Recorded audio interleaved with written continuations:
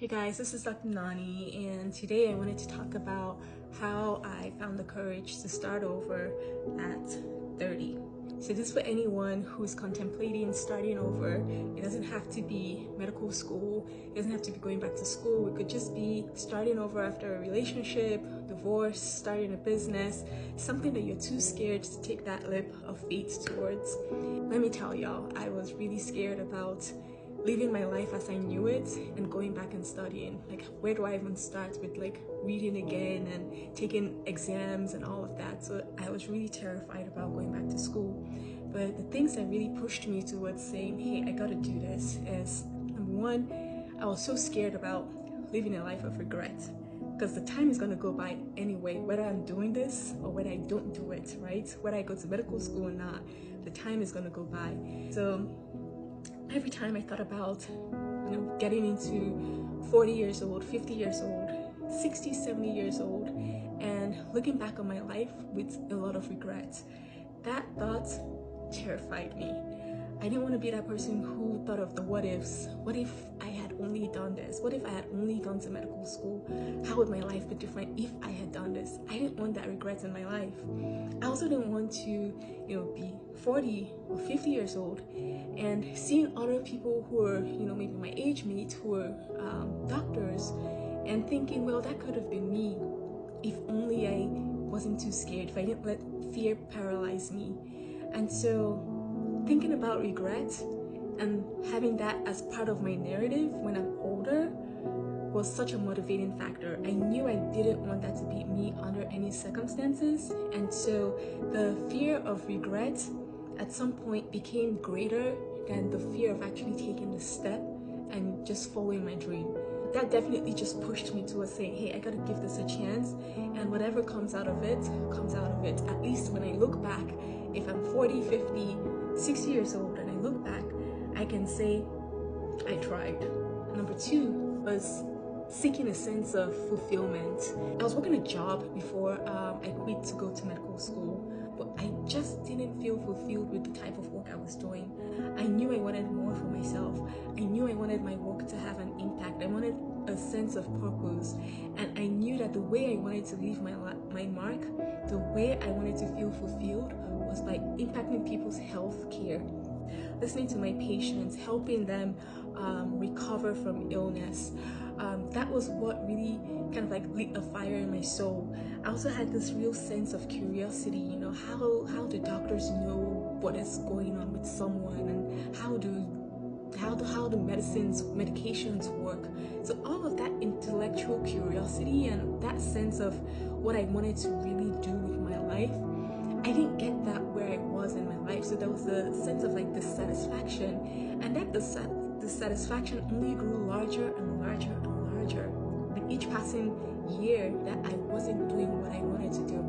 And so I knew if I wanted to live a happy, fulfilling life, then I again just had to take that leap of faith, put that right foot in front of the other, and see where things take me. If it worked out, fine. If it didn't work out, fine. But at least I'll always be able to say I tried and I didn't let my fear hold me back. Third thing that helped push me towards this, taking this step and going to medical school at 30, was my support system. Huge shout out to two of my closest childhood friends. They were the ones who always checked in on me about my dream of becoming a doctor. I actually never told my family that I wanted. My family members knew that as a kid I always wanted to be a doctor, but once that dream wasn't happening, like, I never went back to them to be like my support system when I was trying to go back to medical school. I knew that even though they loved me, they would probably raise some doubts or some negative talk that I couldn't allow into my life at the time. I was already so full of self-doubt that the last thing I needed was another voice of doubt from my loved ones. So thankfully I had my friends who knew that I wanted I was trying to go back to medical school, and they became my accountability partners. Every time we would hang out, they would ask me about this dream. So what are you doing about going back to school? What are you doing about becoming a doctor? And it just got to a place where they believed so much in me, because every time they would ask me about it, it was coming from a sense of, we know you can do this, why aren't you doing it? And I would remember telling them, listing out a whole lot of excuses. You know, I'm going to be 30 years old, and it's been 8 years since I ever read anything, and how do I get my letters of recommendation? And at the time I was applying to medical school, the requirements had changed for medical school. I was like, well, I don't have one of the classes that they now need for me to get to medical school. But no matter what I told my friends, to them, all the excuses just seemed surmountable. So they would still ask me, and so what are you going to do to get the class? What are you going to do to get the letter of recommendation? It just didn't matter what I told them. They believed so much in me that I started to also believe in myself. I was like, if they think I can do this, then maybe I really can do this, because these girls know me. We've been friends for so many years. And if they think I can do this, then maybe I really can do this. They really, lit a fire in me to go for it. The other thing is, I became scared of disappointing my friends. I knew that anytime I see them, they were gonna ask me about it. So I just knew that I had to do it at this point, so that maybe they wouldn't even ask me about it anymore.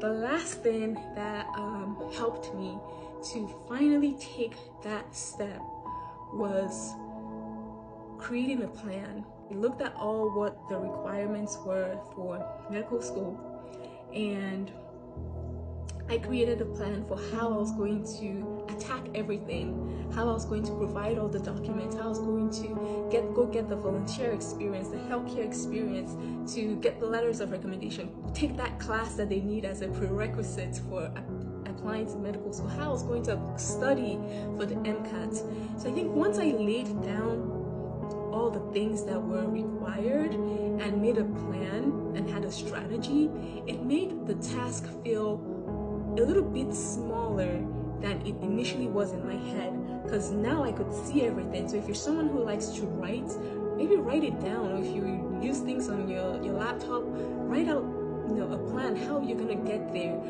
So once I could visualize what was the requirement, I realized that I could do it, because now I had an attack plan for how I was going to meet everything and get to where I needed to go. One of the things that helped me get over my fear and take that big leap of faith, and I hope that they can help you to find people who you believe in, people who believe in you as well, who you can be open and vulnerable with, who can serve as your accountability partners and your support system while you're trying to make a huge change or take a big step in your life.